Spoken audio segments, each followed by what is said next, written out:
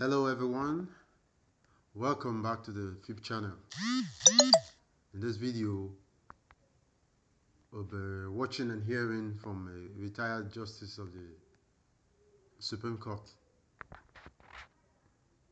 talking about the sad situation in the Nigerian court system, and explains succinctly how justice could be sometimes sabotaged by the perverted officers of the civil service of the justice system itself. However, before we continue, I encourage you to subscribe to this channel, like this video, give it a thumbs up, and also share with others. Let's watch it. Get here, put these things right, the next station, the next September, I moved again to another division. I was presiding back and forth. Then I ended up in Lagos. In all those other divisions, because, when Nigerians are very, very good at assessing their bosses. They have, if you're going to work this way, you want to do it. If you want to go straight, they will go straight with you as long as they know that you're straight. If you want to go like this, once they see that you want to go like that, they will even go, you may do it 1 yard, they will do 10 miles, depending on you. But once they want to do, they know you have to do it, they would. So my reputation would precede me, I would say. So everybody will behave themselves once I'm there, because by the first people I deal with are those in my office. You mess up, I deal with you. That's when they realize, oh, if she can touch her personal stuff, okay, everybody. Then I got to Lagos. After a few months of trying to put the place together, they sent me a message that they should tell me that if I think that I can come and touch them here, I'm joking. They will show me that Anyway, they sent me a message threatening me about 9 months after I got there. And I keep telling the story of how I looked at myself that year, first day of Ramadan of 2013. And I'm like, they're threatening me. And it was like, what do I do? When you're so used to people obeying and doing them, and then somebody decides to take you on. I mean, you could imagine how I was thrown in my chambers. What do I do? Fortunately, the presiding at the PCA, Honorable Justice Bolkachua, was in town, and she left a message that I was the only one who could see her. So I went to see her and directed the whole, I was having with her. And the threat they had given me, I called the people, I took the registrar, DCR, who told her exactly what was happening. And the bottom line is that after I spoke to her and all that, I went back to my chambers. One thing they don't tell you about civil services, as long as it's not in writing, nobody's going to do anything about anything. And we don't report. Nobody wants to be the one to bail the cat, to actually put things in writing, to complain against this, that, or the other. I went back to my chambers. I asked for all the staff, my staff, and who and who, in what department, how long have you been there? The registry, where they sent me this message, I discovered that about 20-something of them had been in the registry for 36 years. Do you know what? Registry for 36 years. They're changing jeeps. They are changing everything. Because when we're talking of the judiciary, everybody looks at the judges. They look at the judicial officers. They forget the staff that runs the whole place. That the lawyers have to file papers, that the papers have to come to everything has to be done before we come to sit in court. So they blame the court, they blame the judges, they blame everybody without looking at the staff that have to run the place to put things together before those files are put there. So I had a system where, can you imagine a young lawyer who had met a young registry staff in the registry where you file your papers, 36 years later, they are SANs, they have big men, and these people are still seated there. So when they want a case to go on, they will know how to do it. If you don't want a case to go on, they will just hide the file, or the papers are not there. Now we are overworked. I go into court, you have a cost list of about how many cases to do. When they tell you What about, my Lord, I have an application. Where is it? It's not in the file. Why is it not in the file? Bailiffs has not served, or if they have served, oh, we can't find it. What do? We're overworked. It's a case of take an adjournment. An adjournment can take you another 2 years.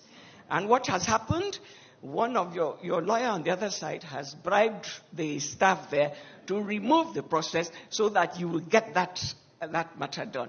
Anyway, to cut a long story short, I now attached all of it and wrote SOS that my registry had collapsed. This is what has happened. They've been working there. They don't have any digital sense. So 23 people have worked for 36 years in that place. 20 people for 34 years. From all of them, about 100 and something had been working there between 20 and 34 years in the registry. So I sent out this, I wrote this thing, attached everything, and wrote, the PCA acted on it, and before you knew it, 16 of them had been, from Lagos to Yola, to Ilorin, to Gombe, to wherever. They were now thrown out. So I later saw the head of admin and asked him, how did you know the 16 people that you removed? He said, we've always known them. We've always known the ringleaders, but they had godfathers. You couldn't have reported it. But since you had now put it in writing like that, they had something to act on. They had something to act on, and we know them, so they now threw them all out. Now, these 16, all their godfathers, and guess what happened? Somebody talked today about women. I was presiding Justice Lagos. Justice Bolkacho, a woman, was the president of the Court of Appeal. Justice Aloma Mukhtar was the CJN. Their godfathers were now rendered, what's the word? Oh. And it's like, who was going to come and they moved, you know what they call moved, and all of them, their godfathers, so-called godfathers, Justice Augie, me, to go and meet her. So that is how, what they call Magana Yakari, that's the end of it. Before you know it, everybody had fallen in line. How did you know the 16? They knew them.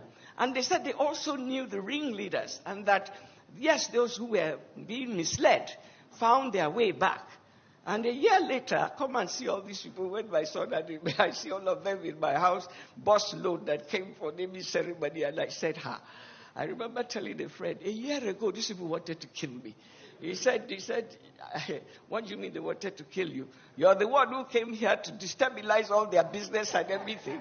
And then after some time, when they discovered that, well, if they can't kill you, they might as well join you to do things. So we are a wonderful people. Any of you who has ever had to work with staff that are that are hardworking, they know what to do and everything, it all comes from leadership. It all comes from let us do the right thing. It comes from standing up when they look at you and know we have to do the right thing and be able to report it, to be able to take the civil service rules and act upon it.